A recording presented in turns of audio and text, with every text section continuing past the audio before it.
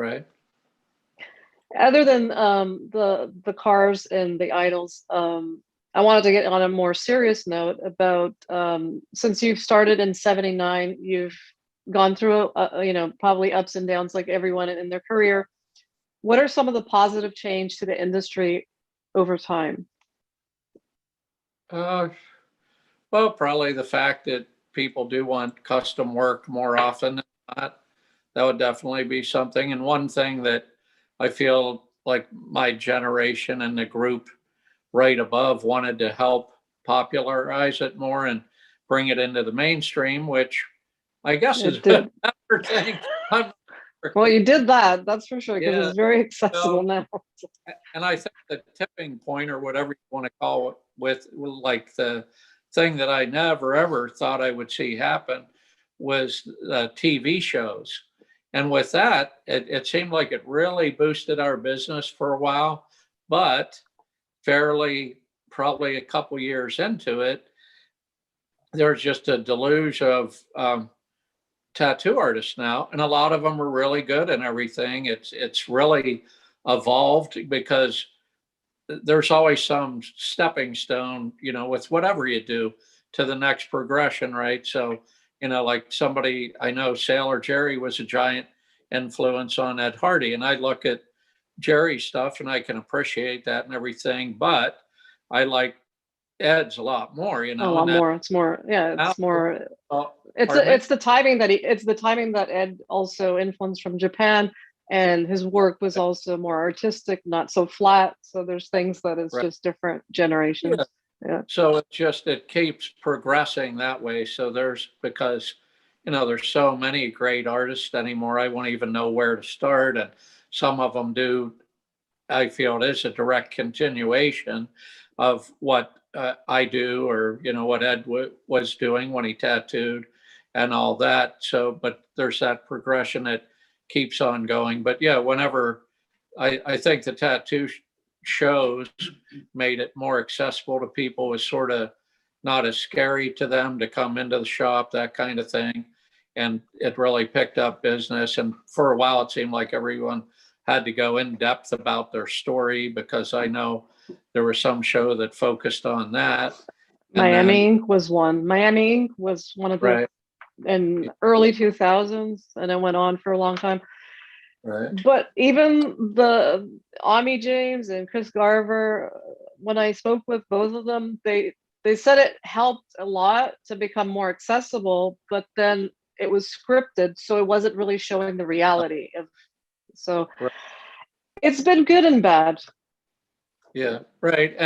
But yeah, and then after a couple of years, it seemed like the market just got flooded with tattoo artists. And, we're still relatively busy, and because sometimes I think, oh, we're not all that busy, but we have, it's like me and five other people, and occasionally someone sits in, and most days we all do at least a tattoo, if not several tattoos, so Mhm. it can't be that slow if a shop is producing 10 tattoos. And our in San Diego, I think there's now 400 tattoo shops in the county. So Well, we, those are the negative parts of the changes, yeah, that now it's yeah, oversaturated. right. And I Yeah. think it's most cities are over. And now even with what's happening with COVID-19, a lot of the young tattooers that were going to conventions and doing guest spots, they're opening also. So Right. we're gonna have another group of Yeah. people opening shops. So, Right. Well, I know and that. how do you keep your business afloat with all of this going on? Do you have to continuously promote, or is it? Yeah. Well, I feel fortunate that we've been around forever. And, a guy came in the other day and he said, "Oh, I know everybody here is good.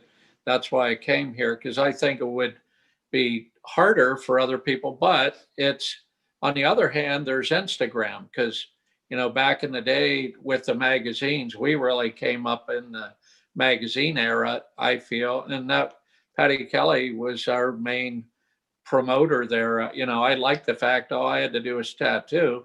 Patty was really into that. But now, everybody that works for me has their Instagram. and that's how you promote it. And I'm fortunate that they feel that there's enough value in continuing to work at the shop to stay there. But that is what has happened, especially with the COVID-19 sort of forced that, where people couldn't work in a shop. And then so they decided, well, Open I one. plan B, and now plan B is turned into plan A, because a friend of mine, he had 2 or 3 more people at the beginning of COVID, and they all left because they, oh, I'm going to do my private studio, which, and they are skilled people. I was going to say, in the past, you'd be referred to as a scratcher, but that also implies you don't know what you're doing. And I'm not saying that's what's going on. It's just people are way more independent than they used to be.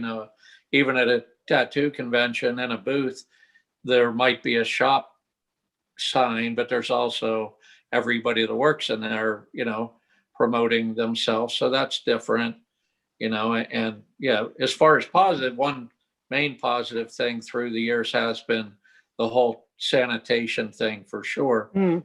Back in the day, that was, you know, something that people didn't even consider, I think, It for was the the part. sponge and bucket, Yeah, Carrie was one of the people that actually helped a lot with rules about that, and at the time she was criticized for bringing in the gloves, and yeah, because she didn't like the feel of having blood on her hands, and right, so she was one of the few that were actually putting standardization of right, health and safety.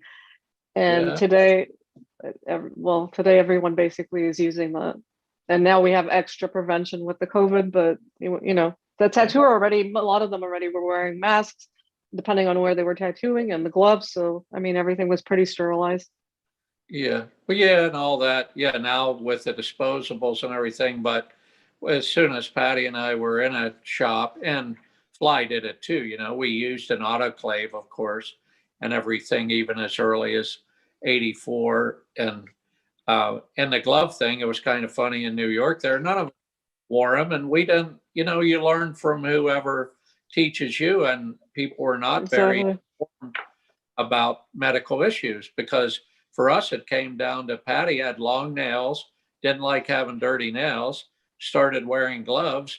And so we did, because we thought, well, we can't look bad because she's wearing gloves. But I remember back then, they on Long Island, they made it a rule, I think, because of Patty wearing them. And of course there were guys that, oh, this sucks, I don't want to do That's this. what happened. Yeah, to Carrie Barbara. Yeah, She right. she was at a convention using all that because she was bothered having blood directly on her hands, and she said she had to, and it wasn't easy finding gloves at the time.